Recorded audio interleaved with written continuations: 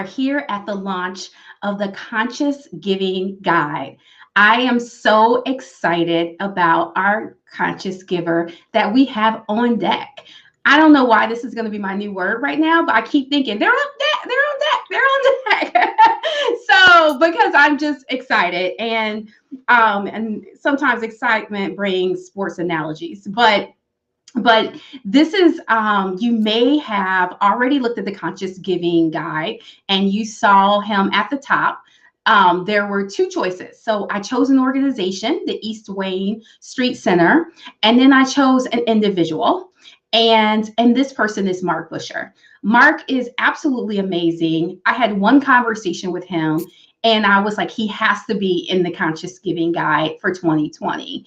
Oftentimes you meet people and they're great, but I made up a whole title for him. I don't know if you noticed that, Mark, but you have a whole new title, or Food Justice Innovator. And I chose that title because I could not figure out how I wanted to name him. So I decided that he was a food justice innovator because it was about looking at food, justice, and innovation. And every time I hear him speak or we have a conversation or there's an article, I just hear those three words about it's all about high quality, healthy food. It's about justice, like kids being able, seniors being able to have healthy quality meals, and bringing innovation in every walk of life that he does. So I would like to welcome Mark Bucher to this video to launch the Conscious Giving Guide. Welcome, Mark. I am so thankful and happy that you've asked me to join you on Giving Tuesday. Yeah, it's Giving This is Tuesday. the highlight of my day and probably the highlight of my year, but I'm grateful for meeting you too. And I get as much energy from you. So kudos to you as well. Yeah, it was so great. I saw the article and I had my hat on for my work as an executive director because food justice is for children is so important to us.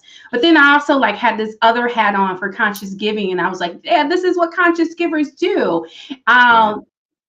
But oftentimes, in articles, you don't have time to tell the whole story. I really want to kind of start with the story, and it might go back further than what I know about, but I just want us to start there because jumping into what you're doing right now for Feed the Fridge, it sounds so big and so daunting, but within the context of who you are, it makes perfect sense. So I'm going to let you find the place that you can kind of start the point of when you think about what you're doing right now with Feed the Fridge, where's the beginning? Where is the beginning about what really, brought on the passion about the work that what you're doing now? Wow. Well, I think a lot of the credit goes to my parents, who really instilled in me and my sister. I have a younger sister. Yeah, we always had to have time in our week to give back. And I remember as a young kid giving up my Saturday, not giving up, giving up's the wrong word, spending my Saturdays with kids my own age at a place in southern New Jersey called the Bancroft House, which I don't think is still there anymore.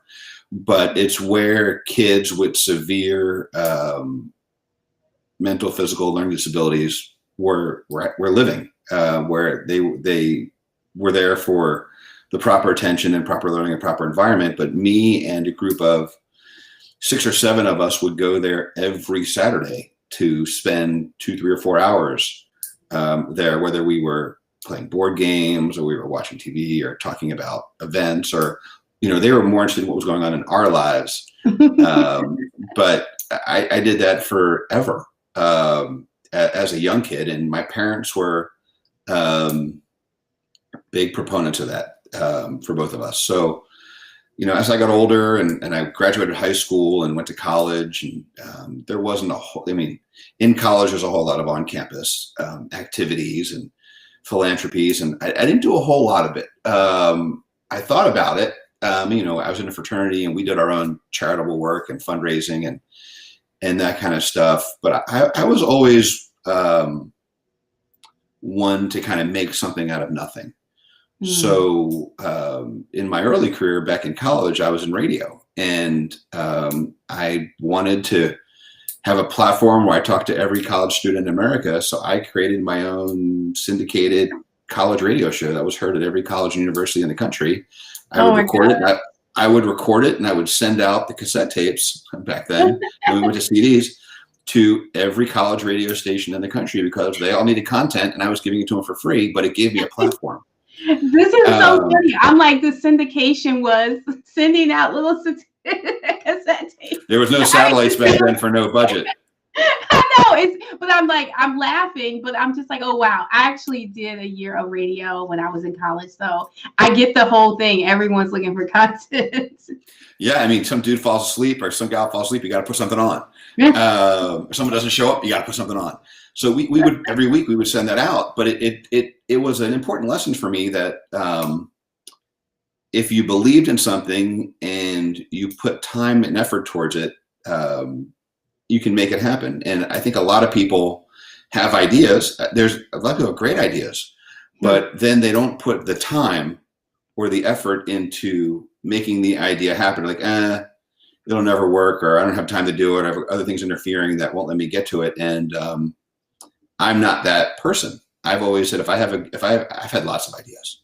I've had some really terrible ideas, and I've had some really good ideas. But in baseball, to follow up on your baseball analogy, the best Major League Baseball players, if you're hitting 400, you're having a really good season. That's 40% of the time. Yeah. So, I try to swing at least for 40% of the time, and I'm doing okay. So as the radio thing weaved and merged and did all this kind of stuff, I found myself in the restaurant business. And the restaurant business, for an empathetic soul, the restaurant business could be a really dangerous business, because you want to help people and give things away for free. And that can really kill a restaurant and kill a restaurant's finances. But I always wanted to support the communities that supported me. So I'm always among the first. I was always among the first to say yes when someone asked for a gift card or a volunteer, or will you come cook food at the school fair, or will you donate this? Will you drop off this? Can we count on you for this? I'd be like, sure. And we always gave. And to this day, we still always give. And that kind of led to an event 12 years ago where I opened up one of the restaurants to deep fry people's Thanksgiving turkeys for free, just as a favor to my friends, because back then it was kind of the rage. And I said, you know what? I've got equipment. I've got fire systems here. I know what I'm doing. Don't burn down your house and don't spend it in the emergency room. Just come to me and I'll take care of it. And we get through the first Thanksgiving, and it's cold, and it was raining that day, and we did like 25, 30 turkeys. But it was a lot for the first year, right? That's a lot to do. And I'm burned from fingers to shoulders, and I just couldn't wait to get home and take a shower and put burn cream on and deal with my wounds. And we clean up. It's like 5 o'clock. My wife is mad at me because I missed our Thanksgiving at home. I go out to my car, and there's a piece of paper underneath the windshield wiper of my car. I'm like, God almighty, who gave me a freaking ticket on Thanksgiving after breaking my back to do turkeys, and I'm burned, and I got a freaking parking ticket? I pulled a piece of paper up, and it was I still have it. It was a thank you note from a family that lives in the shelter up the street that thanked me for cooking their turkey, because they got a free turkey, but they had nowhere to cook it. So that was the beginning. Please though, I'm just like, I'm going to cry. But can I stop you at that point? Because there is this growing, it's not a blog, but it's called Washington DC Homes. It's a Instagram, and it's on Twitter. Mm-hmm. And they posted, that's how I learned about you doing turkeys this year, was from them. And they're like, there goes Mark again. It was sort of like, they because like a lot of the person who runs it is like a native Washingtonian. They're like, there he goes again. Like, it was so amazing. I actually shared it on my timeline because it was perfect. Because when you talk about your ideas and the things that you do, it's just sort of like it's just like there it was like this, like, there he goes again, he's awesome. And then there was a couple other things that backed up to that, but I thought I was like, I knew this guy was special. I wasn't crazy. So well, most other restaurants are like, let's sell the turkey, let's do a fried turkey and sell it. Right. And I'm like, no. As a matter of fact, one of the first calls I got to deep fry someone's turkey was from a private event manager at a restaurant downtown called Vidalia. And she's like, one of our clients needs to have a turkey fried and we're not open. Do you want to do it for him? Sure. Turned out to be that guy's not one of my closest friends. So you never know what happens as a result of that. Yeah. But the turkey fry over the years became magical. We all have certain things we do, and in your daily work and in other people that have foundations and giving, there's a magic moment that happens, right? That keeps us all going, because it's a tough road. And the magic moment we had was not only the crowd started growing, and last year, the Thanksgiving before the COVID Thanksgiving, we did about 350 turkeys, but what started happening was the same people were coming every year. So Thanksgiving's one of those days, if it's properly framed, it's magical. No one's phone's ringing. No one's getting emails from the office. We put the parade on. We put hot cider and coffee up, and we've got grandmothers that are coming across the city in buses with turkeys on their laps to get it fried for their family. We've got families coming in from Great Falls and McLean or Potomac just to have a family day to get their turkey fried. And all walks of life in between, sitting, waiting. And you know what? They're talking. It's almost like that left society. They're just sitting there, no phones. How are the kids? How's your health? How are things? How was the last year? So it's a pretty amazing day. So my children got involved in it, which is great. They help organize it. My business partner's kids got involved, and it's great for them too, right? It's a great thing for kids to be involved in this level of not just writing a check, but taking action, which is how you kind of framed it. So that led to a lot. And that was something we did every year. And, the big change for me was COVID.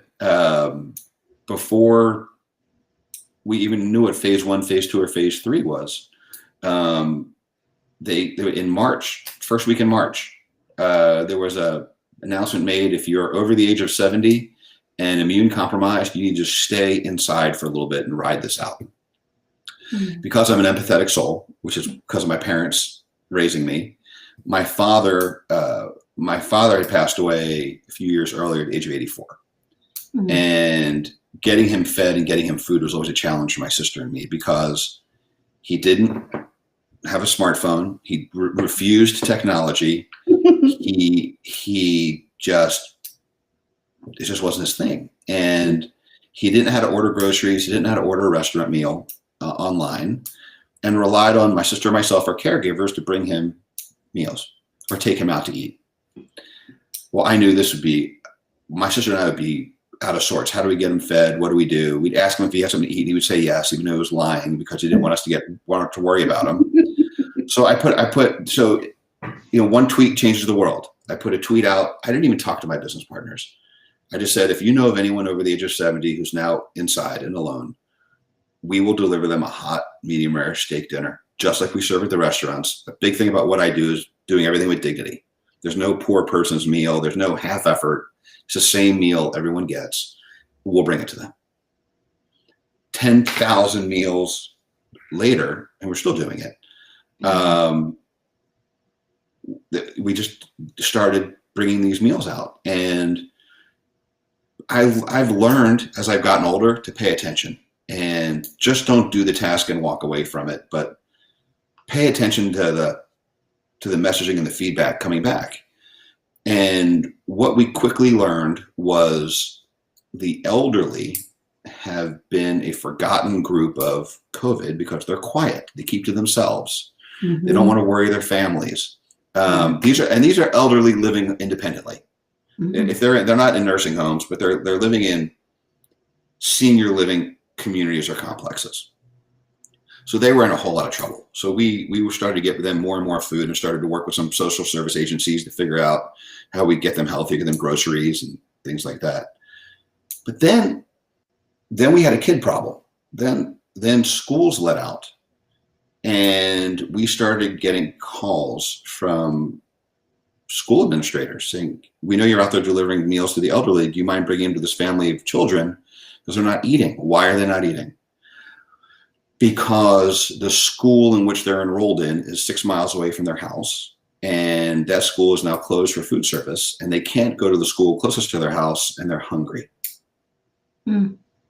So now I'm starting to really think this is a bigger issue than elderly or kids. We've got a whole group of people that can't get to the services to help them. Right. In my business, you can order a meal right now from any restaurant, and it could be hot on your door in 30 minutes. Mm-hmm. I'm in the business of getting meals to a specific address. I can do that. I do that all day long. And COVID forced me to change my business to be able to do that. Mm-hmm. So because I could do that, I could also move faster than social services. We started sending out meals. And, the question that you kind of asked at the beginning and framed is something that no one's really ever framed before. What makes you do it? What makes you not stop? Because it was easy. You could see there's points in there where you say, I've had enough. I've done my share. I'm done. Call social services, call the Salvation Army, call somebody, right. Call DC Central Kitchen. But I didn't have a reason to stop. Maybe that's the answer. I didn't have a reason. I found it was a purpose. But I had to do it differently. World Central Kitchens does an amazing job, but you have to get to them. They'll put out 40,000 meals a week, but you have to drive to get there. Or they'll send, some people will go pick up meals and bring them back into communities. It's a hard road, and it's not, for the back end folks, it's not dignified. So I wanted to do it a little differently. So we came up with this program. And I started, when school started getting back in session, I'm like, where are the kids? Because in my business, you open a restaurant where the customers are. So where are the kids going to be? Well, the kids that likely don't have food at home don't have internet. So in the District of Columbia, they opened up all the parks and rec centers for free internet so the kids can go there for school. I said, great, let's put a refrigerator at every parks and rec center in the city, which we did. So every day we fill each refrigerator gets filled with 100 lunches every day from different restaurants. Every day is a different restaurant. And it's been going phenomenally well. The kids are excited for it. They're eating foods they never, ever thought they would eat, try, or taste. And we're saving restaurants too. I mean, we are really saving restaurants too, because we're buying these meals from the restaurants. So we're now giving restaurants a lifeline to just hang in there, because we have another few months to hang in there. So we just want them, we're trying to, no one's getting rich off of this, but they're able to keep their employees, and they're able to keep their suppliers paid. And they're able to get out of this. So that's what we kind of wove together in this crazy world. It's so funny, because I thought of another word as you were talking, because oftentimes, when you were talking about, your baseball analogy, but then, you were like, hey, just have these ideas. I keep trying. And I was like, oh, he's not a serial entrepreneur. It's not just entrepreneurship. It's also the social impact part as well, is that you do really. And oftentimes you're right. There are people, this is huge. I was, part of where I sort of see myself at this time. I always try to space out my conscious giving in ways that I know that it can hold me, right? So I'm like, if I'm here, this can really hold me, and I can stay busy. And for lots of people in the community, this is it's stress, right? It's stressful. I work in healthcare, and I mean, right before Thanksgiving, I was so happy it was Thanksgiving because the conversation that went to COVID vaccines and everything else, I was just like, I'm stressed out. It was just, Right. it was a lot. But, I see, you either are going to draw in or you're going to draw out. And so I see like you're like drawing out.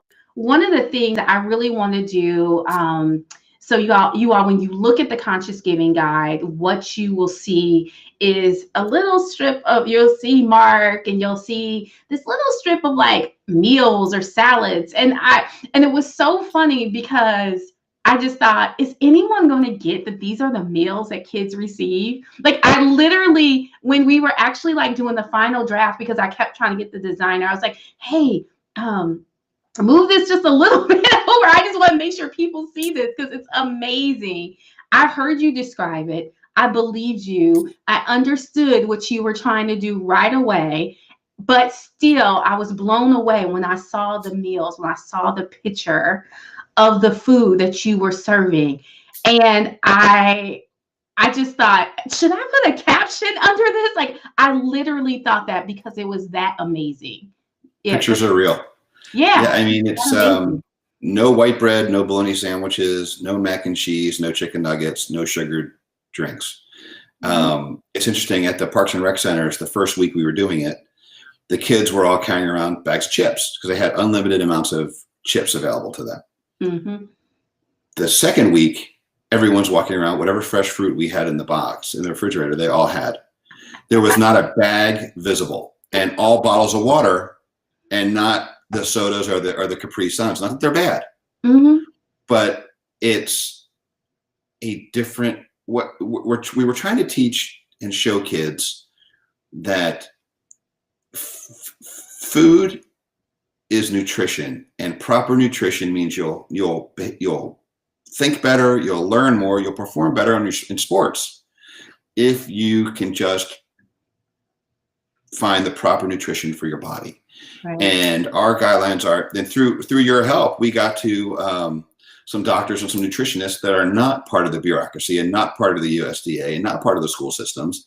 And they said 33% pure protein, 33% vegetable, 33% starch or carbohydrate. It's got to be that balance.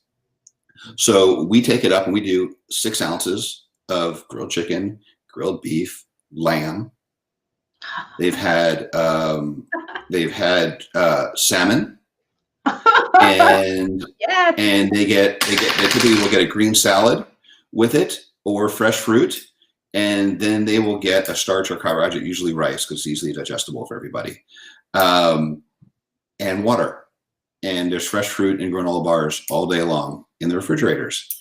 And the kids are now, some of these kids have never had pasta because they don't know how to cook it, or they've never had it because they don't have sauce or whatever with it. So we had pasta primavera last week, and one of the students said, we have a little note board.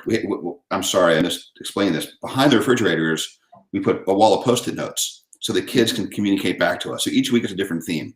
When I grow up, I want to be. My favorite food is. My favorite lunch is. I wish I could eat this, or I want this, or I want to learn how to. And pasta primavera, which was one of the first meals we did, one of the kids said, teach me how to make it. So we said, you know what? Let's do a pasta primavera meal kit next week. And then we'll do a YouTube video on how to make it. So take it home, make it for your family, and then watch the video. So now you're doing something, right? Now you're preparing fresh vegetables, pasta, and a bolognese sauce, or we'll do a primavera sauce and a salad. We give them all the fresh ingredients, and they put it all together. They cook the pasta, and they serve it to their parents or their family members or their other kids at home. That's cool. That's cool. Really, that is sometimes we're going to go back to these key words, like InnerVator is totally there, because I did not know about the note board, and because I can't keep up with you. It doesn't matter if I try to we talk every day, it still wouldn't keep up. But yeah, that absolutely is so good and such a great for engagement.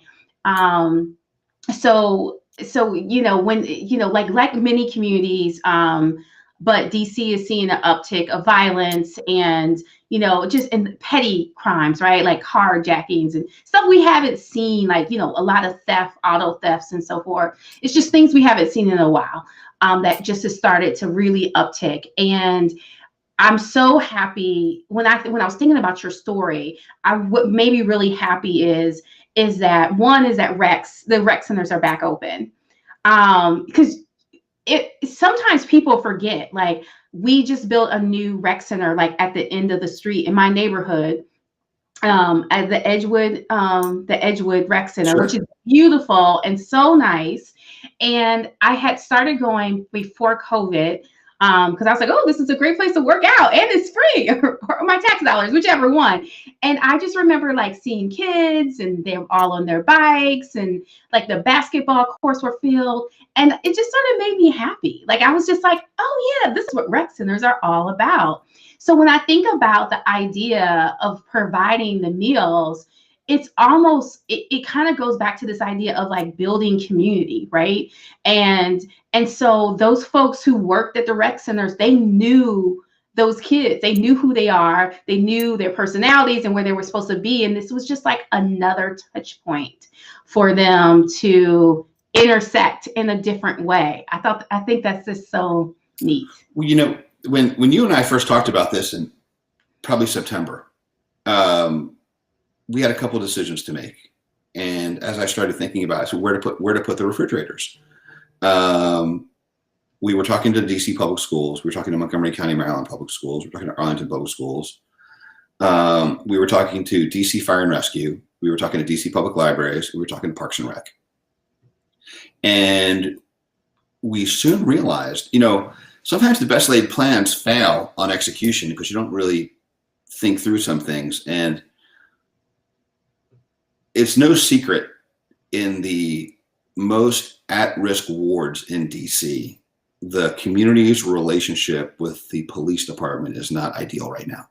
Mm-hmm. And it's been a rough year. And we decided that putting the refrigerators at police stations would be a bad idea, because the kids may not fully utilize the refrigerator because they didn't want to walk to a police station. Right. The city was like, no, it'll help us rebuild the community if we do that. And I said, it's not going to work. So that's when we reached out to Fire and EMS, who had a whole different approach. They wanted the kids to come and show them the fire equipment and fire trucks, so they want them to be firemen or work on emergency rescue vehicles. So to them, it was almost a recruiting thing when they had the kid when they're 6, 7, 8, 9 years old. It was a different approach. And same with DC public libraries. But then Parks and Rec called and said, we're one better, because and at that point they weren't open. You're exactly right. They were closed, but they were reopening as school was opening, because that's where the kids were going to go get their internet. So they said, boom, we got it. And to their credit, there was no red tape. There was no bureaucracy. Their leadership made the decision. We had one call and they said, let's go. And there are other counties that are still stuck in their own mess, where they have kids that are hungry that can't get by. But, I'm not going to stop, and I'm not going to let them get away with it. And I think the big difference is, for the folks that have been feeding kids up to now, short of Jose and now me and even some others, it's a job for them, right? There's only so much the job you can take. And at 5 o'clock or 6 o'clock, they go home, have a glass of wine, start the next morning at 9 o'clock in the morning. For the guys and gals like us that are new coming into this, the innovators, your term, which is fantastic, it's not a job for us. It's an obligation or responsibility for us. So I don't go to sleep at night if anyone's hungry. I'll put a meal on an Uber and send it to a house just to know they got it, and then I can go to sleep. I don't stop at 5 o'clock, and I think that's the big difference right now. Yeah. It's almost like it's that point of, you can tell in certain profession when someone's become desensitized to things, and good point. And so they can go to sleep just fine because they just sort of turn the switch off. And my best friend works, the type of work she does, I feel like I've learned so much from her, just telling me like some stories from her work about what's happening to kids in the justice system or in their homes, of the, like just unimaginable things. And one thing that I like learned from her is like, I'll be like, oh my gosh, and she will be able to she's very very systematic about it, and but it's sort of like the how she serves is with excellence. Like when I think about her and the work that she does, she's almost like unemotional, right? So she doesn't get caught in the emotion. She's just like, no, I'm gonna do it with excellence. If this school is being problematic, that the child I'm working with, we can't solve a problem, then yeah, I'm gonna go in there and I'm gonna like advocate for them. If this, if she's if this mom is not doing something right, we're going to figure this out, and it's not going to be fun. And but it's just like, when people know that you work in excellence, and that is sort of, it's just a trust that's there. And I'm really happy that that's happened in DC. And I think the more that we can talk about Feed the Fridge and the success that we're having in DC, and I think it's really important. There's these two pieces that happens. One is in fundraising, there's called art and the science to it all. And the art is the things you probably won't be able to measure, but it's going to be the story about the taking the meal kit, and like, kids saying, hey, I want to learn how to make this, but then there's also like the science, and those are like the things that you can measure and see the outcomes. So tell me about, like, what are some of the things, that where you really wanted to see some outcomes for our community quality of life and for the students. And this doesn't necessarily, there's Feed the Fridge, there's work that you're doing with seniors, both that intertwine. So it can be both of them where you really want to see some impact that you want to make in the communities you're touching. Well, I think the business of restaurants and catering has changed forever, at least for this generation. All of our great grandparents went through the Depression, and it framed them for the rest of their lives.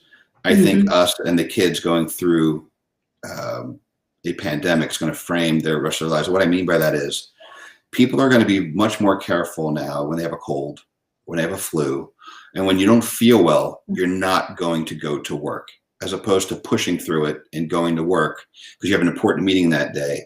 I think you're going to realize that you don't want to risk getting your coworkers sick. So I think that's going to change things a little bit. That being said, the restaurant business is going to change by nature of there's a statistic, people that eat out at restaurants eat out as often as they can. So they're either going to the restaurant or they're ordering in food. That's not going to change. I think the amount of people I think the big packed restaurants that had hour waits and people standing on top of each other at bars to get tables, I think that's going to slow down a little bit. So I think restaurants need to make up the revenue. And I think the way they do it is, and if I have anything to do with it, the state and local governments will start contracting with restaurants to produce school meals to fix the school lunch program globally. The school lunch programs have had problems before COVID. They're going to have problems after COVID. A lot of it is, from what I've learned, is self-induced pain. Because you know what, when you want food cooked, you hire a chef to cook the food. You don't rely on a government agency to tell you what to put on a plate. Chefs know how to make food taste good, and they know how to economically produce it. They're not government workers. Not that there's anything bad about government workers. No. But if you're gonna use food, you're gonna use, the farmers, the freshness, what to do and how to handle it, how to transport it, how to package it. And I'm going to work really hard to make sure the federal, state, and local governments can maximize their relationship with businesses in their community to support school lunches, senior feeding, soup kitchens, relief efforts, whatever it is. Stop giving people bags of uncooked, unprepared food, half of which they don't know what it is. No one knows how to use a turnip. If they can't put food on the table, don't give them a turnip. Don't give them a I don't know pomegranate. how to use a turnip, so. But that's what's in these bags. Don't give them stuff they don't know what to do with. Just because you feel good about it doesn't mean you're getting the job done. Right. And for gosh sake, stop giving them the chips. And one of the big things with the SNAP programs are you can't buy food that's already cooked. So you can't walk into Giant and buy grilled salmon as part of that program. That's got to be fixed. Let people use those cards to go out to eat. Let them use their SNAP cards in restaurants to buy meals, to go in there and go out to dinner at a reduced rate. There's lots of things we can do. Restaurants are the fabric of our communities. People go there to celebrate birthdays, anniversaries, graduations. We're in everyone's lives. And food is the big problem right now for everyone. So let restaurants solve it, because we can, and we can do it faster, cheaper, and better than the government can. And I think that's the change.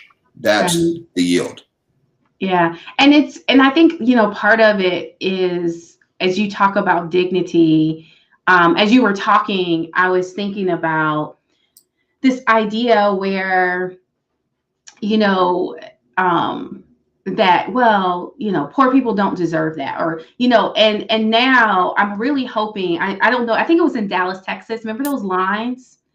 Okay, Mark, you should have been in charge of that, because first of all, I was like, who created this process that you're 30,000 cars in line waiting for food?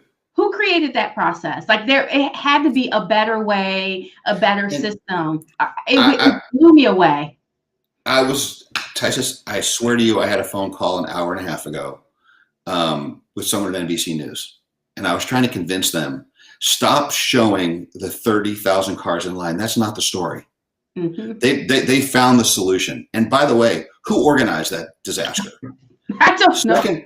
Second part is, the story is the people that can't get there.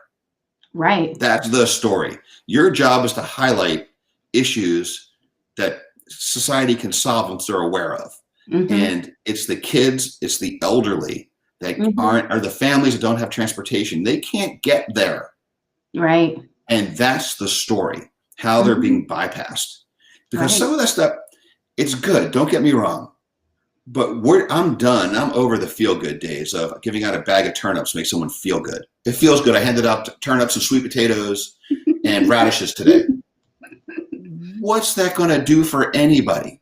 Give them things they can actually plan it out. Just take a minute and plan it out. Go to restaurant guys and say, give me 7 meals that are meal kits that I can put in a box and give to families at these food drives. Right. And we can do that. Like we do the little Post-it notes on the wall. Take a second, think about it, and make it happen.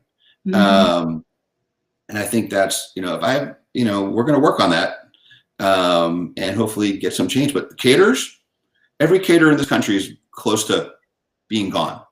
There's no events. The caterers do that better than anybody. Yeah. It was, I decided, I was like, I'm going to get part of my Thanksgiving meal catered, because, it wasn't a lot. It wasn't like a lot of people because of COVID or anything. And usually I'm not home. And I do have to say, I was just like, let me figure out the things that I don't want to cook. Right. I was like, I have things to do. But it was also like, everything right now is like, you try to be with intention. Right. So, okay, well, let me find someone that is, catering. This is what they do. This is their livelihood. Like, how can I support them? Even, when I have food delivery, like, well, what is it? What can I afford to give? Like, if my budget for this dinner is $30, well, 5 of that's going to go to the tip, to the person that's delivering it, or whatever. Like, I think about those things because we're in such a time where it's so many challenging. So I love this idea of, like, I love how you're like incorporating restaurants in it, because often often in nonprofits, I always kind of think when people, oh, I'll just and do like a nonprofit and it'll be easy. Just apply business. And it's sort of like, it's kind of the same as for profit. It's totally, and I'm learning that you were the first one to give me the wisdom that you're stepping into a world that's totally different than you're used to being in. And it really truly is a world totally different than I'm used to being in. First off, fundraising. I've never had a fundraiser in my life.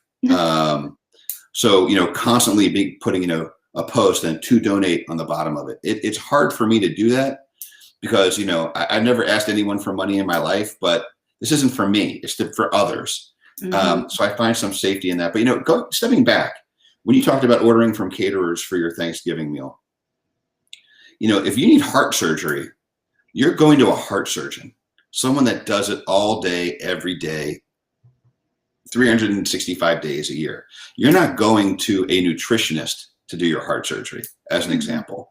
If society needs to produce food for its members, that the members can use and maximize the efficiency of the food you're giving it to, give that assignment to people that manufacture and make food every day of the year. And that's the mindset that has to change. The fridge idea wasn't a new idea. My wife and I were watching CBS Sunday morning and saw a woman in LA that has refrigerators with water, granola bars, and fresh fruit in it. She put it around for the homeless population. That was the original idea. But I'm like, I could do that with lunches. I was introduced to her. I talked to her, tell me about your pitfalls. I learned everything I could from her. And that's the other thing. In the nonprofit world, everyone helps everybody. Everyone shares information. It's all, whatever you need, I'm going to help you. It's fine. People are very territorial about the donors, but they But she told me everything, and she goes, "How many fridges are you going to have out?" I said, "I'll have 100 out by Christmas." She's like, "Oh my gosh, I have 12 and I can't keep up." But I build organizations, right? I build companies. Yeah. I have restaurant companies. I bought and sold restaurant companies. So I build teams. So I know who I'm going to need. I've identified the roles. I build the teams, and I run it like a business. I empower people to make their own decisions, good or bad. Make a decision. Don't waste time. The pursuit of perfection is the enemy of greatness. Get the food in their hands. And then that which is measured shall improve. Measure everything. What meals are they liking? What meals are going quicker? How many kids are showing up? And then we're able to get people data. We're able to get people things they want. What's so funny is, and this is what I like to say. So the difference with nonprofits and something that's for profit is really about the mission, right? So nonprofits should be ran well. They're efficient. Like when I, took over, being the executive director of a nonprofit, I had never done that work before. And it was a small nonprofit. So I'm the person that's like, I have a check that I need to go deposit in the bank. I got to stop at the post office. I have to talk to the bookkeeper about this. I mean, it's the taxes on a taxes file. Like, it's amazing. It really is running a business. But the difference is that you are looking, your mission is the profit margin, and how well you're executing and accomplishing your goals to the mission is the most important part. So I hear you, and you're right. It is different, but I definitely think as you're talking about your efficiency and building teams and empowering people, those are all the right things that even as a nonprofit, it's like, oh, is this you're moving? I'm like, no, you're doing it right. This is exactly what it's supposed to look like. Your profit is really your performance, right? Right. I want to shift really fast because we talked about two things, and I want to give time to, and I'm kind of dividing them up in the art and the science. So, there are all these things that we're building out. Like I am, trying to figure out right now. I'm like, yes, we have I know the region well and where some of the pockets are, just from past work with nonprofits. So I know the region. I know there are so much need that is occurring. Um, and and so the only thing that's stopping you is really money, because when I hear you, you're not tired, you got lots of energy, you have a plan, you've already sort of built the prototype, you went through your pilot, the pilot is successful, and now it's time to grow it out. And so tell me a little bit about what it's going to take for you to be able to accomplish that. How can you replicate what you're doing in DC in the surrounding communities? Well, everything I've been doing first off, everything we've been doing at Medium Rare, from feeding the elderly early on to feeding the kids, to the Mother's Day giveaway, to Mother's Day brunch giveaway, to the Thanksgiving giveaway.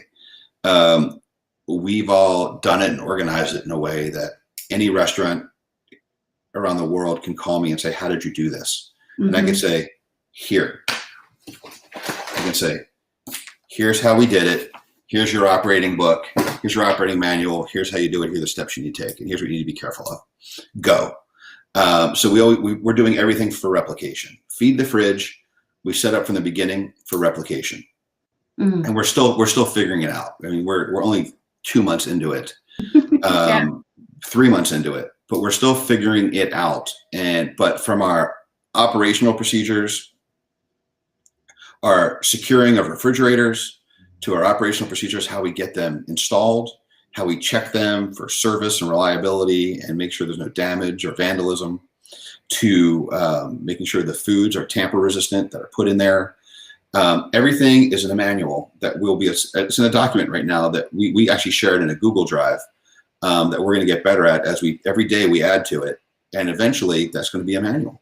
So when someone from LA or Chicago or Denver or Detroit emails us and says, I'm inspired, how do I get this started in my city? We can say, here, and we'll help you. And we'll help you do it. So, my first call, I'm resourceful. When I needed a lot of refrigerators, my first call was to the Washington Nationals, because I'm another side gig I'm involved in loosely around pro sports too. I knew that there were a bunch of refrigerators that weren't being used mm-hmm. in these stadiums right now because there's no one watching the games. So we asked the Nationals, they were the first group to lend us refrigerators. And then, we go around to all the other ballparks and ball stadiums. And I've actually learned that sometimes buying new is better than borrowing one, because if it's broken, I got to pay to fix it. I might as well buy a new one and get a warranty. So I worked with a manufacturer that is selling new refrigerators at cost. I'm buying a commercial refrigerator that costs about $3,000 for $700. We buy them 10 at a time, and we deploy them out. And you know what? If they break, they send me a new one.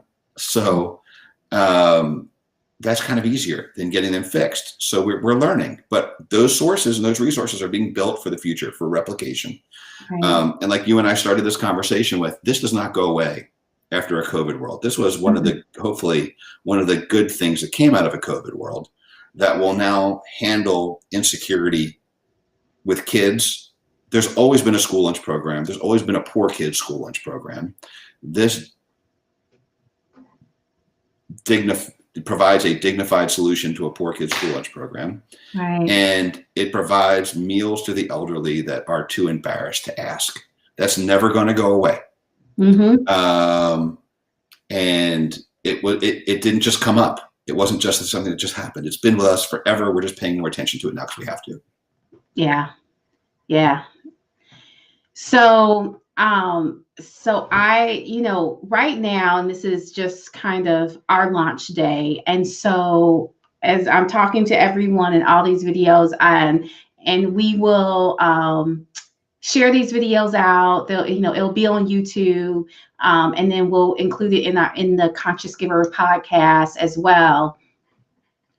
But today, I really wanted people to hear from conscious givers, to learn how to be intentional with their work, how they're creating impact, We don't have to talk about that because I feel like I was just like, I'm not worried about you.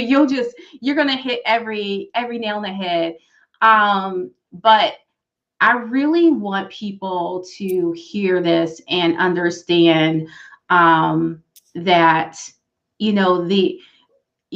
so we talked about, there was a figure that we talked about that came up in a couple of our podcasts, but in September, like I think it was 565,000 women left the workforce just for September. And it's a hard number. That's a really difficult number. And we can't assume that those are people that are in families that had other incomes or, whatever. I was raised in a single family household, and there all the times were so many decisions that my mom had to make. And oftentimes you're like, well, what's best for my kids? You're trying to figure it out. And so in COVID, you don't have that luxury. Like you're just like, I have to be home. And so there are many kids that will not have meals right now. Or they have parents that are home that are no longer working, or the gap is like, maybe they used to work full time. Now they're like, oh, it's 15 hours a week. And so when I think about this program, I think about how many kids that have never been here before, that are just it's all the way there. And so I love this honor system. I love the idea that it's dignified, and so with the Conscious Giving Guide, Feed the Fridge is one of the organizations that people can give to, and as you're building out this program, I definitely think there's some wonderful ways that people can support. I will say this is that everything is virtual right now. And if there is some type of way that you can support Mark and Feed the Fridge, I really hope you'll reach out and say, hey, I can do this, or I can help with that. So conscious giving is about being intentional. And during this time of COVID, it's not going away soon. Kids will not be returning back to school not for next year, not for a while. And it's winter and it's cold, and it's it's going to be difficult during this season for a lot of families. So I want I really want people to think about how they can support this issue of hunger, and this is, there's lots of different ways that you can support families with hunger. This is definitely one way, very strategic and very directed to a population for kids. There's the seniors program, and it's very targeted for a very specific population. So think about that. Think about how you can reach out. So I know that I was just like, you're already on social media too, and you guys are on it. Oh my gosh! So how can we're intentional? Yeah. I'm like, I love it. So tell me how people can find you. Besides, if you look in, there's a ton of publications right now, or you happen to follow a blog that is like, there he goes again. Well, a couple of things. Being intentional, being deliberate, right? So. Right. On every refrigerator, there's a QR code. You can scan it. If you walk by one of our refrigerators, you scan it, you can donate right from your phone. Feedthefridge.org. You can donate there as well. Mm-hmm. Those are the two easy ways to do it. But we've made it easy enough. You walk by a refrigerator, you scan it, make a donation. You can do it on at our website as well. But going to your intentional part, as people start thinking about conscious giving, be conscious of the fact parents don't like the feeling they have when they can't provide food for their kids. They know they're not providing food for their kids. They are conscious of the fact they can't meet the obligations they need to as a parent for lots of reasons. The elderly and their families, they know that they can't get the food they need. They're conscious of it, but they don't want to tell anyone that they need it. So as you make a decision to give, make a conscious decision to give where there's feeling, meaning, and purpose. Because at the end of the day, that's what we need right now. Be conscious of those three things. Well, I had a conversation with my mom. We'll end with a story about my mom, which is so important. I wasn't thinking about it, tying it until, just thinking about your meals, because I want to go back to these amazing meals and this idea about, dignity and doing it in an innovative way. My mom and I were having a conversation recalling about my experience about Head Start. And my mom we started talking about like the early 80s and what was happening. And every single time we have a conversation, she talks about, like Reagan cheese, Reagan butter, and the little pieces that gave out, and how shameful it was in our country that's what we had to do. Like that's what we have to do. 5-pound block of Velveeta cheese. Yeah, no, like, yeah. So it was, I don't, I just think that we can do better in this country. We can treat our citizens so much better. Right now, I feel like we just like, oh, you're not getting a block of cheese. You're just going to be hungry. So how about that? But I will say that I'm so proud of the work that you are doing. I'm so grateful that we were able to connect, and certainly you have my commitment to support in any way that I can, to see it through and to see that our community is better. And I love this idea that it can be replicated. I'm like, the manual, the process, yes. And I certainly will be singing those praises to other people who I know around the country who are trying to solve similar issues. Thank you so much. Thank you. So as you know, you can go to Feed the Fridge and learn more about Feed the Fridge. Mark is highlighted in our Conscious Giving Guide. You can give. I will be bothering you all the month of December, and we will try to keep up with what's happening with Feed the Fridge. I know Mark will be super busy, and there will be lots more development.